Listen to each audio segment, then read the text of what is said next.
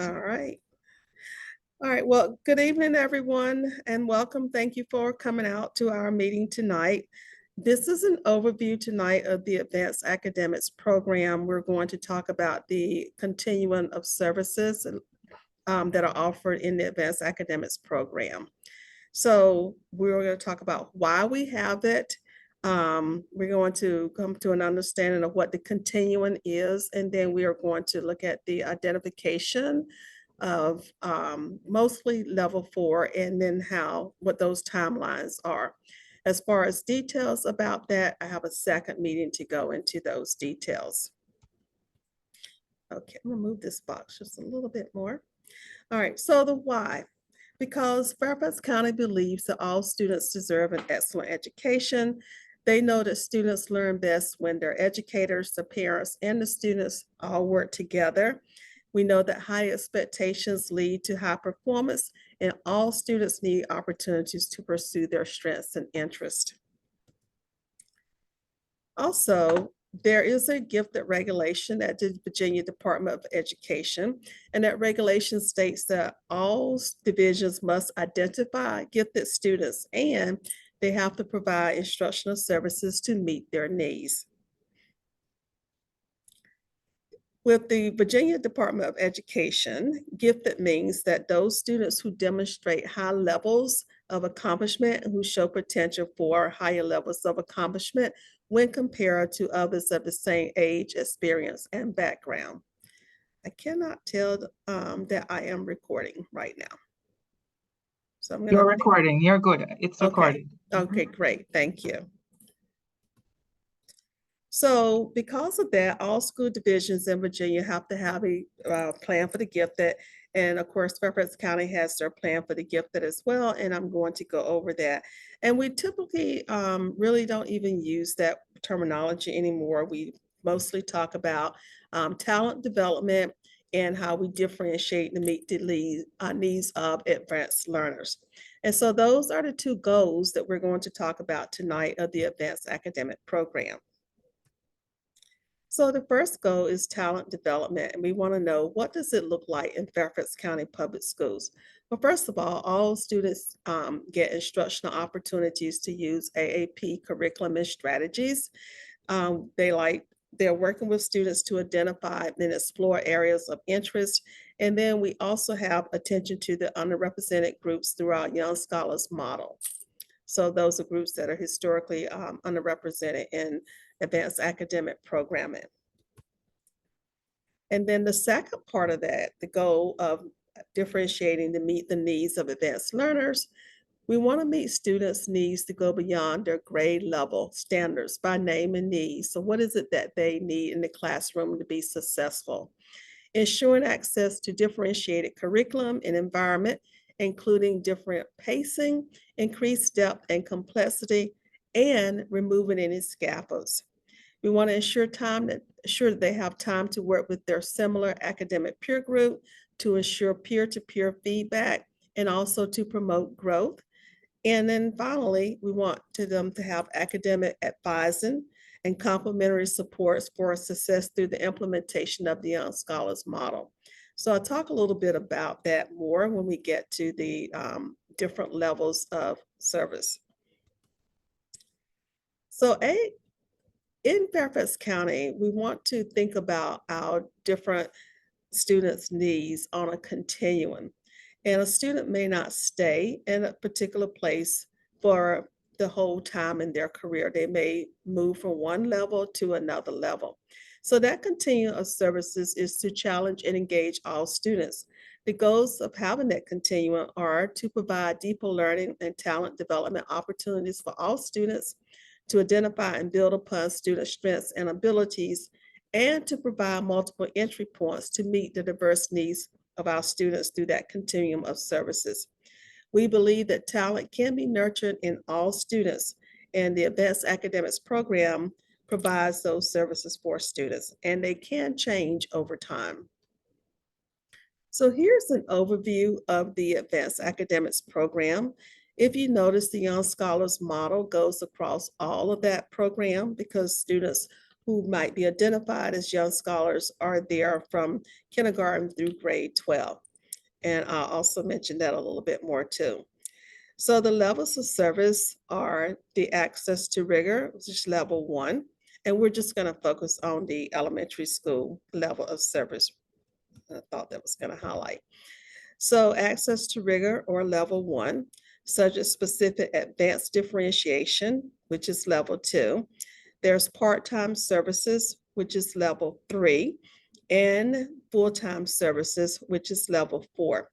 So I want to talk about those. That's what I'll be focusing on tonight in elementary school. For those of you who might have students going to middle school this year, we will have another brief meeting to talk about what those services look like in middle school and beyond. But you can see those right now on the screen. So the Young Scholars Model seeks to identify and affirm from an early age students who have high academic potential from groups historically underrepresented in advanced academic programming. The goal of the model is to eliminate barriers for young scholars' access to and success in advanced academic opportunities in elementary, middle, and in high school. Also, in the advanced academic programs, we do have students who might have some special education needs that they have. It doesn't prevent them from being in the advanced academic programs. We refer to those students as twice exceptional. We have a 2E handbook that you can look at to understand more about students who might, while they might have goals or IEP goals to meet, they also have AAP goals that we also want them to meet because they've shown to demonstrate that they need that service as well. So the advanced academic programs, elementary services in grades K through 6, we're going to go through the levels of service now.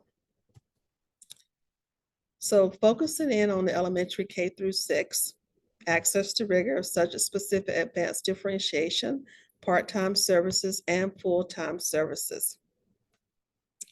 The first one is the access to rigor level, or level 1, as it's been referred to.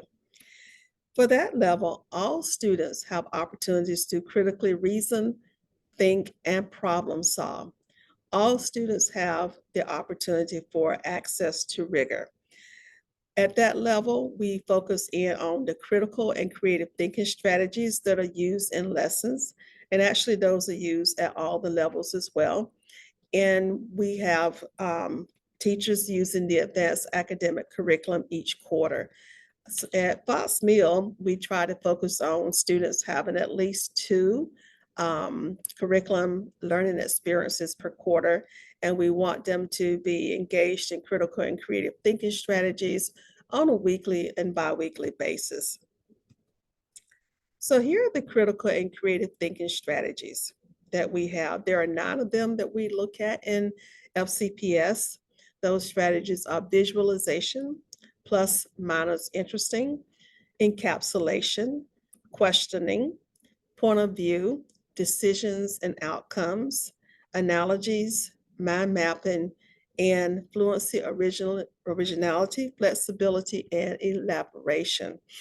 And when you go back and have a chance to look at the video, it does have in the fine print what each of those are.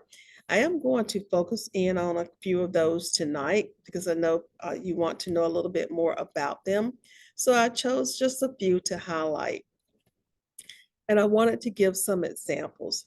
One of the strategies that we just read about, the plus minus interesting, all of these strategies give students the opportunity to think critically, think more than one way. So maybe diverse thinking. So plus minus interesting is a strategy that allows students to frame the consideration of positive, negative, and intriguing aspects of an idea into one picture. So in this particular example, these students were studying about ancient Egypt, and they were asked to think about what they read. And I'm not sure exactly what it was they were reading about, but instead of just answering the question in one way, they had to think about what was positive about what they read, or maybe what was not so good about it, what was a minus or a negative, and then what was just interesting about it? What kind of wondering did you have about it? Did you have any questions about it? And this gives students the opportunity to think about a particular event or item in more than just one way. You know, someone may say it's not good, it's not good, but someone else may have a different point of view. So it gets them to think about different points of view and to start to think about how others may also think about an issue. And then one of my favorite CCT strategies is mind mapping. This is a way for students to organize and record information with supporting ideas and examples that branch out from a main idea. And as you can see in this example, students were looking at their weather unit and they were mind mapping about storms. And so I know Mrs. Nandry is here tonight, and this is one of the things that they do within their curriculum. And I love that this student took storms and they talked about tornadoes and they looked at hurricanes. And it's a good way to organize information as opposed to just listening about the particular information. And I also think it's a way that helps students to really um, gel in their minds more about this particular strategy. It helps them to organize their information. And then another CCT strategy. Well, I love mind mapping, so I saw this mind map when I was looking for examples to show you, and I had to include this as well because the previous mind map you looked at was about storms, but you can also use it for different curricula. So that was science curricula. This one here is about language arts. So this person here was mind mapping a character of Despereaux from the Tales of Despereaux. And as you can see, it's nicely colored, and they told about different things that they would want people to know about the character Despereaux. And you have the main idea and all the branches coming out. Another CCT strategy is analogies, where you compare to items to perceive similarities.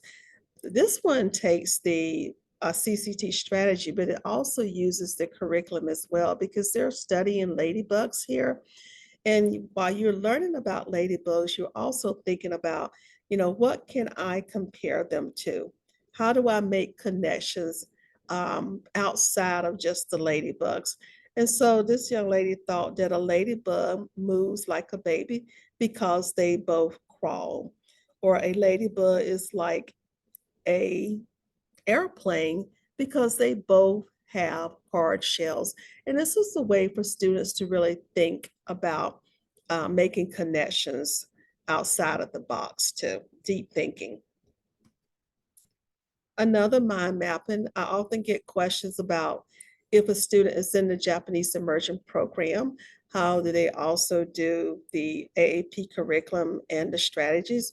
But this is an example of a mind map from the ecosystems unit in fourth grade that is done in both English and Japanese. And so you can see that it really does help students to be engaged in the curriculum as well as in the immersion program, and they can do both at the same time. And there are other areas of the curriculum where this is done. I just chose some examples here to show you. The second part of the access to rigor, in addition to the CCT strategies, the critical and creative thinking strategies, is the AAP curriculum resources. And I have here just some pictures of examples. There's many curricular resources that are used in the advanced academics program, but Min Qs are one of those. We use a lot of that. There's Exploring Number Games from Project MQ for math. There's Jacob's Ladder for language arts. And there are the Project Clarion units for science for the lower grades. So those are just a few.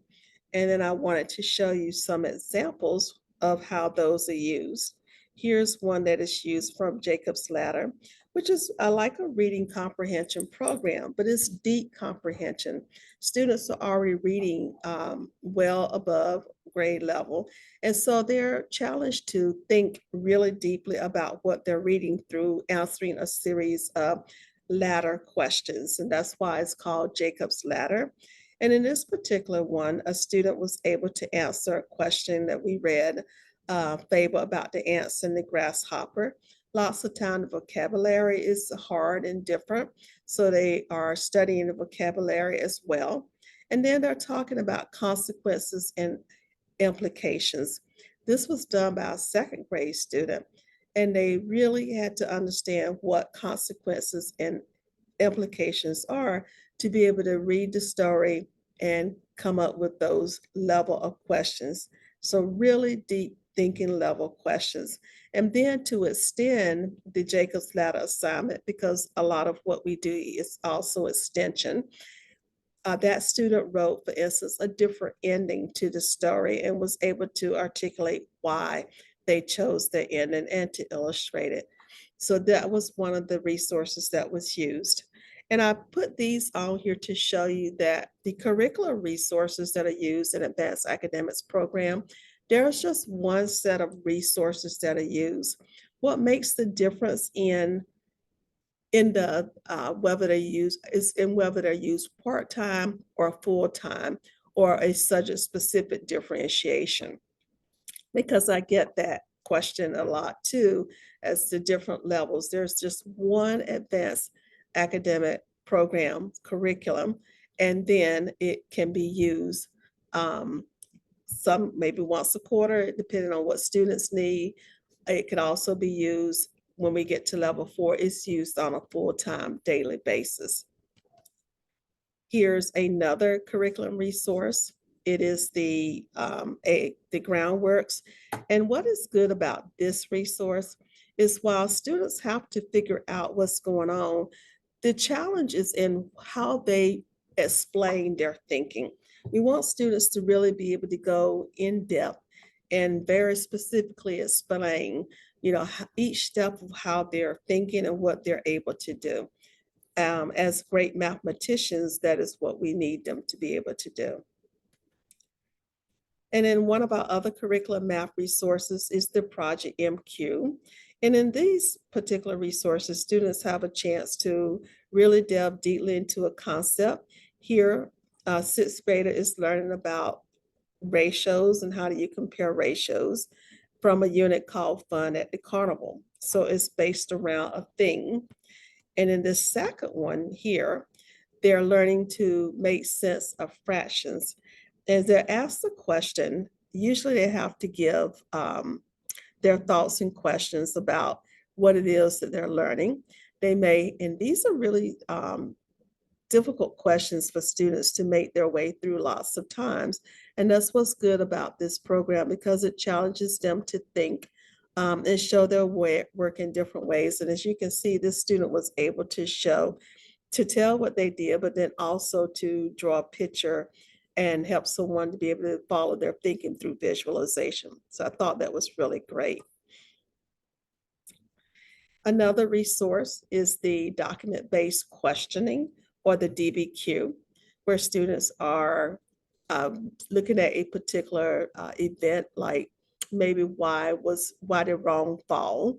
And when they are looking at that, they have documents, primary source documents, historical documents that they are examining, and a series of questions that they have to answer around that document. Really, they have to think about what they're doing. And after they do that, they are able to then write an essay or a thesis about their learning. So having them pull all that information together and summarizing is one of the really great skills that we want students to know as a 21st century portrait of a graduate student. It's one of those skills we hope they graduate with. And so all of this curriculum is designed to engage students in deep thinking. So at the level 1 service, Access to Rigor, where students are exposed to critical and creative thinking strategies and where they're exposed to the advanced curriculum, these are all part of their Tier 1 instruction, and there are no referrals or screening process needed for this because all students get this. Moving to the second service, such as specific advanced differentiation or level 2. In that service, some students can be strong in one or more specific subject areas. Classroom teachers may adjust instruction for students in these areas by either providing different assignments and resources in those subjects or grouping students by their strengths, interests, and readiness. Parents, guardians, and teachers may have such a specific differentiation AAP services.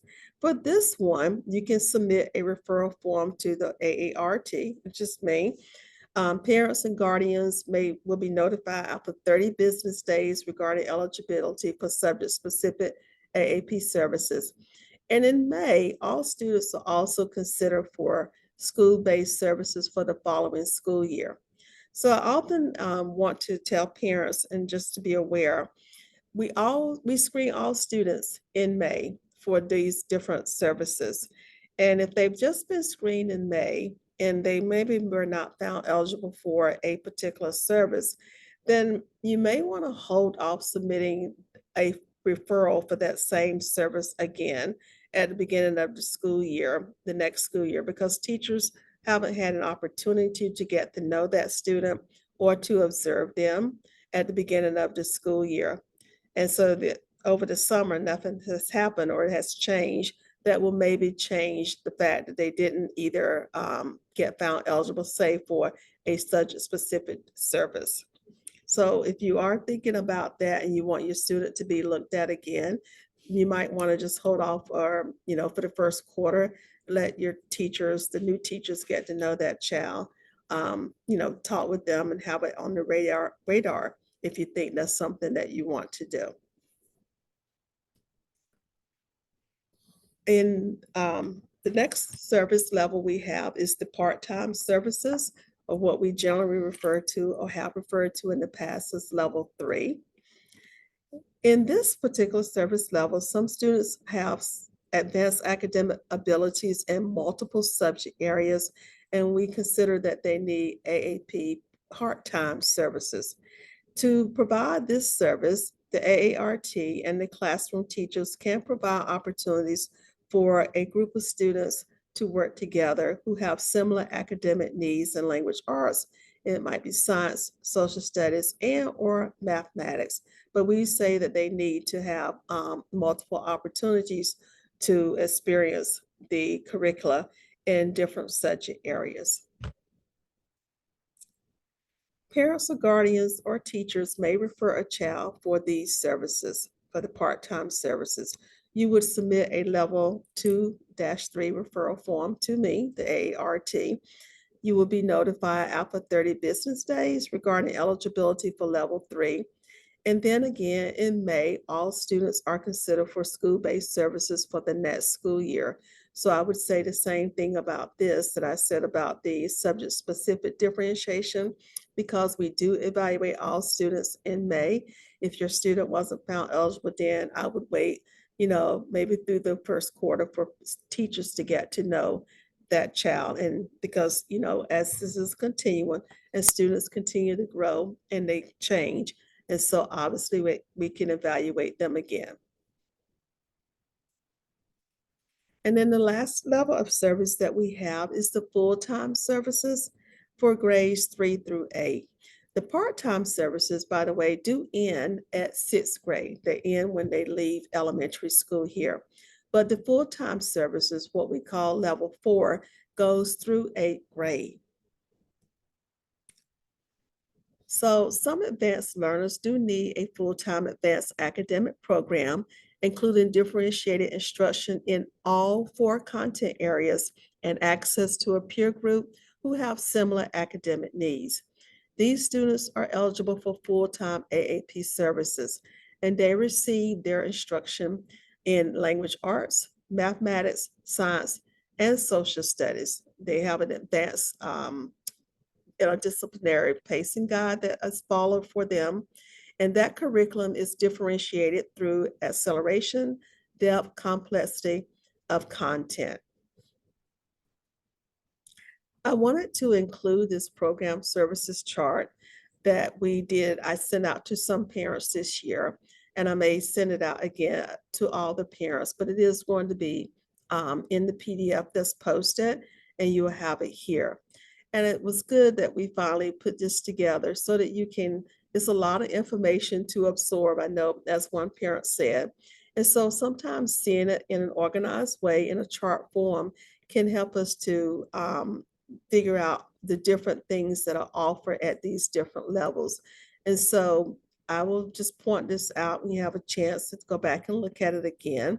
And I'll make sure that it gets posted along with the video that we're going to post, but I also post it as a PDF. You'll be able to click on it and take a look at it. And it has the different levels of service and what is offered in those levels. Kind of a summary of what we just discussed tonight. So parents, guardians, and teachers can refer a child to be screened for the full-time services. There's 2 screening windows. The fall screening is only available to students who come to FCPS new since January of the current year. There's a referral and optional materials that are due by October 15th. And in the spring screening, this for all the other students who are already here, and the referral and optional materials are due by December 15th. So parents and guardians will be notified according to published testing and identification timelines. And I also have that information posted on FCPS, on Fox Mill website. Then it's also posted on the FCPS website as well.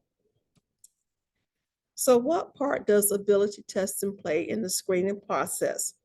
Well, best practices in matching students to AAP services includes looking at the whole student. Ability testing is one of several data points that is considered in student portfolios, and ability testing is not weighted more than other items in student portfolios. And I really like to point that out because I think in the old world, mostly students were found eligible based, primarily on test scores. If you had a score of above a certain number, you could be found eligible and put in the program. That is not the case anymore. Ability testing is just one data point that is looked at when students are screened to see if they're found eligible for the full-time program. There are other pieces that are included in that screening file, and I'll be going into that in more detail in our next meeting.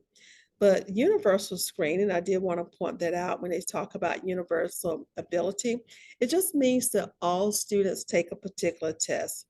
In the first grade, all first grade students take the Naglieri nonverbal ability test, generally called the NNAT. And in the second grade, they take the cognitive abilities test, called the COGAT, which they will be taking here in October pretty shortly. All students have the option of a one-time retest option. Parents or guardians can request that one-time retest of either the Naglieri or the COGAT by contacting your school testing coordinator, or you can contact me as well. If you wanted your student to be tested for the COGAT, that deadline would be September 15th. I know that it's passed, so I think I sent that home in a letter, and I've gotten whatever requests I think I'm going to get. If you want your student to be retested for the NNAT, then that deadline is October 15th. And there has to be 6 months between ability tests. So if your student was tested in the spring for a COGAT abilities test, they would then test again within 6 months for the same test. So we're wrapping up here. If you need help and you have any questions that we don't answer after tonight's meeting, you can still reach out and contact me. My information is here, my email, and you can always call directly the school line and they will put you through if I'm available. Or you could contact our assistant principal, Ms. Denton, who's also on here tonight. And if you have any other questions, the AAP office number is listed here as well. There's also contacts for our secondary programs, but we were really focused tonight here on our elementary program. And if you have more information, This is our website where you can reach out and find they have all of the screening information, but I always have a link posted beneath my email to where you can reach out, and that information is on the Fox Mill website as well. And that's it, and we are done. And so now we can take questions, and I'm open for questions. And I think I don't know, Ms. Denton, I wasn't able to look in the chat to see if we had any questions from the chat. Nothing yet. Okay. And you all are also able to unmute yourselves and ask questions. It's fine. There's one. When is the NANAT test scheduled for grade 1 this year? Okay, the NNAT is always given in the spring for the first grade class. There is a retest option for students that is given in the fall, and that's in November. But for the first grade students, it will be in the spring. It looks like generally that's given around March. Okay. Let's see 3 chat things over here. Okay. Any other questions?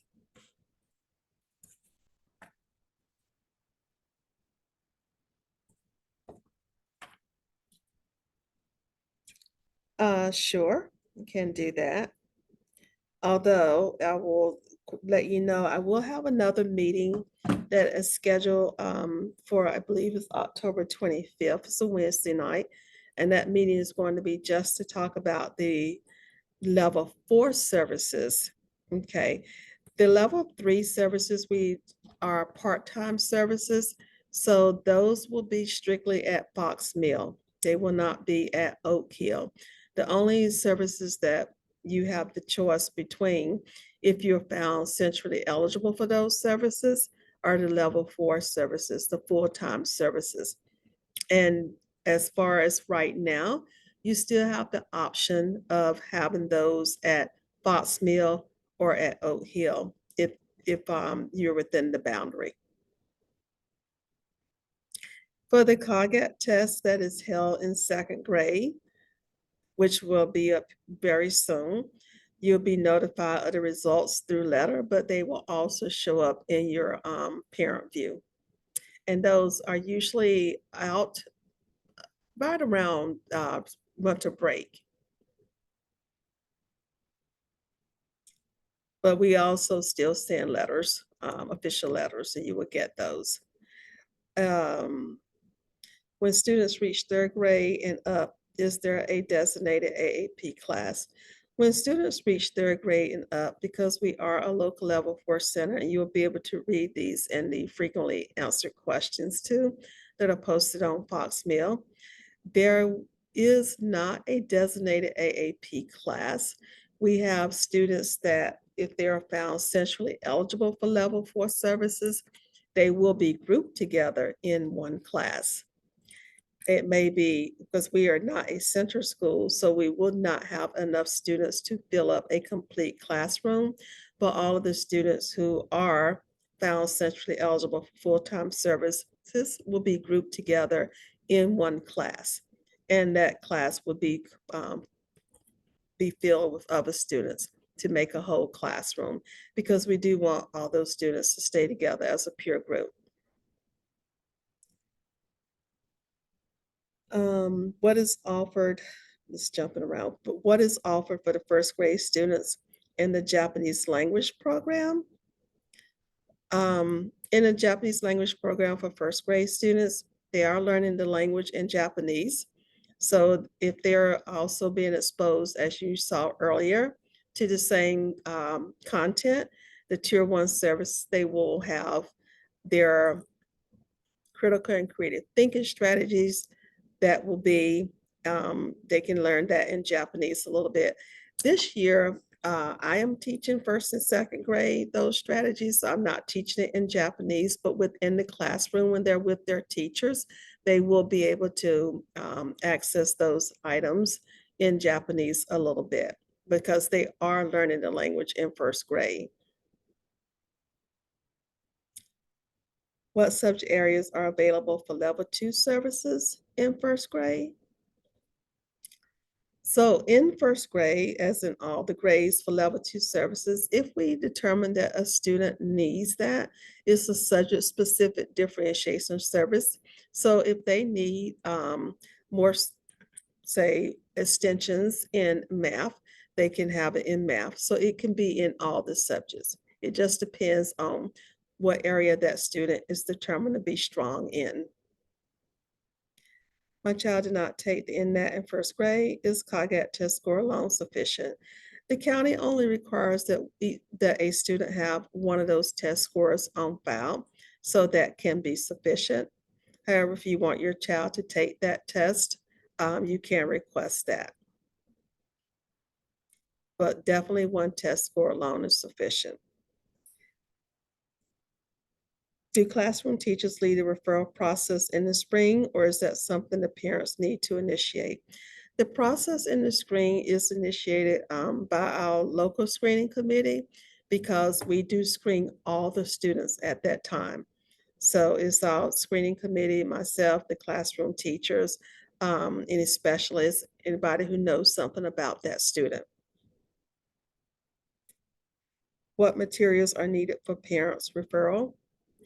If I'm not sure if you're referring which kind of referral. We have the level 2, 3 referral, in which case you only need the level 2, 3 referral form to be sent in. And if you don't have to have any materials, word samples from home for that. But if you are doing level 4 referral, then we would like to have the referral form itself. There's an optional parent guardian questionnaire that if you would like to submit that, you can. And we parents can submit up to 2 pages of word samples from home. The other items in that file are provided by the school local screening committee.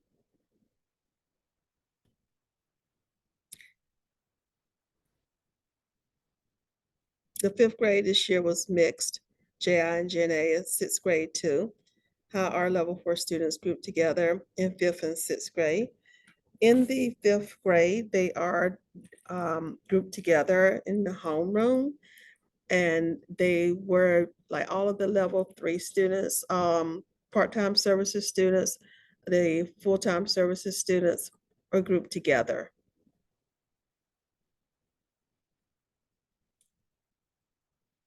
And in the 6th grade, because we don't have, technically, we are level 4 school at 3rd grade, 4th grade, and we adding 5th grade this year. We're adding 5th grade this year. We are not local level 4 at 6th grade yet. That will be onboarding next year. So those 5th grade students will be moving up to 6th grade. And so for the 6th grade students, I am still pulling those part-time services students because they are supposed to have access to 1 hour a week, even though they are still getting other AAP curriculum within the classrooms. That is a state requirement that they meet with me 1 hour a week if we're not local level 4 at that grade level. So we're still doing that. And let's see, what else did you ask me here? And then we don't have the level 4 at 6th grade.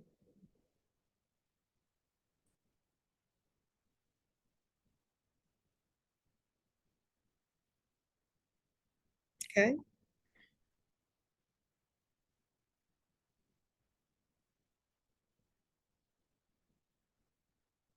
Okay, I think we have time for a few more questions.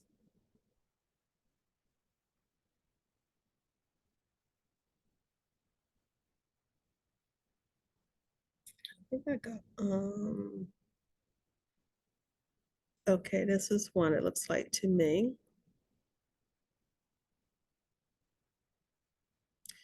In the immersion program overall, these services are provided in the Japanese language. So if a child is in the immersion program, they would apply to other subjects like social studies. It would apply to mathematics. It would apply to, I'm sorry, not social studies. Social studies is not one of the subjects that is taught in Japanese. The math side and the science side are taught in Japanese, whereas social studies and language arts are in the English language. Okay.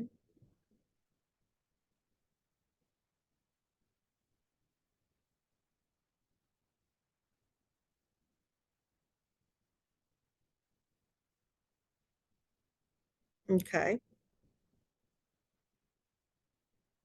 So even though I'm answering these questions now, Ms. Denton is writing the questions down, and I will look through those to see if there are questions that we didn't already answer yet. And we'll add those to our list of frequently asked questions.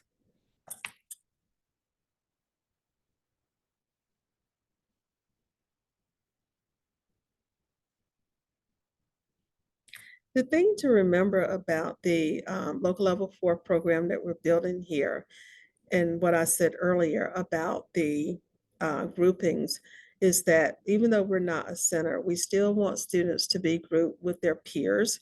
We know that that's best for learning, and it gives students the opportunity to have those in-depth discussions.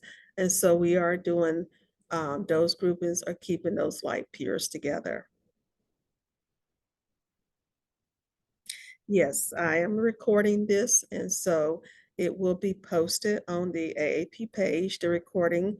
I also post the PDF of the slideshow that I used tonight so that you will be able to go back in and take a look at that. And when we have the in-depth meeting for the full-time services program, because I know there's lots of details that parents usually want to know about that, which will be scheduled for October 25th, that Wednesday night. You will have that. And I do plan to have that meeting in person because I think it helps to answer those questions a little bit.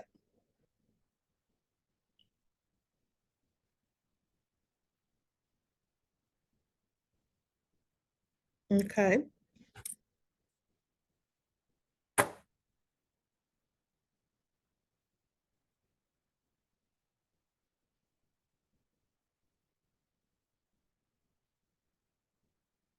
And if you have any further questions, feel free to reach out to me via email, or we can always set up a time to video chat as well.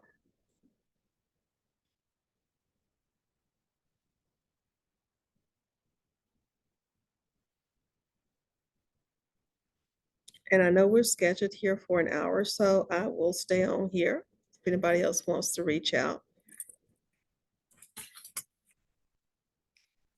And thank you for coming. I really appreciate that.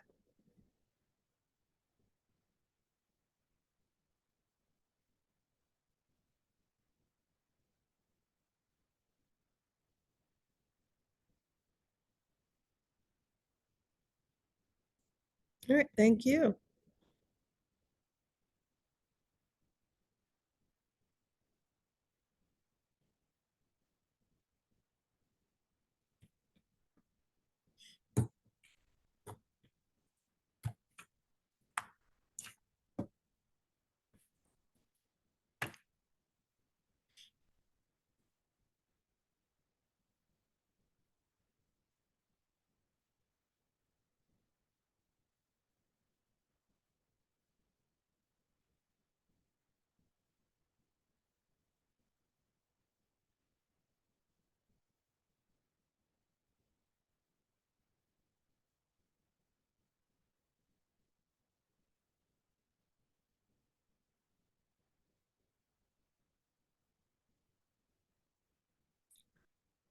Did anyone want to come on to ask any questions?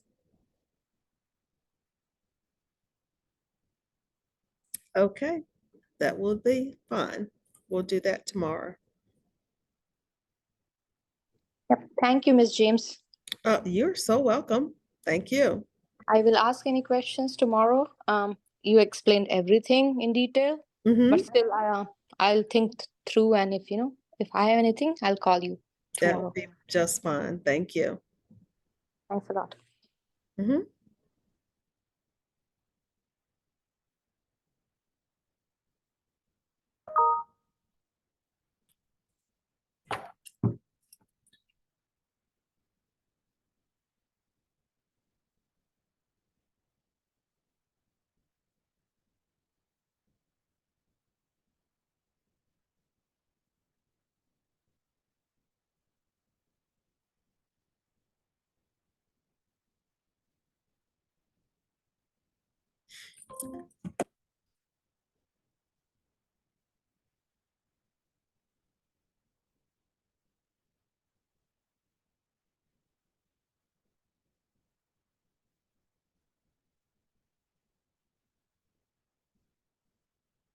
Mr. and Ms. Verdant, do you have any questions?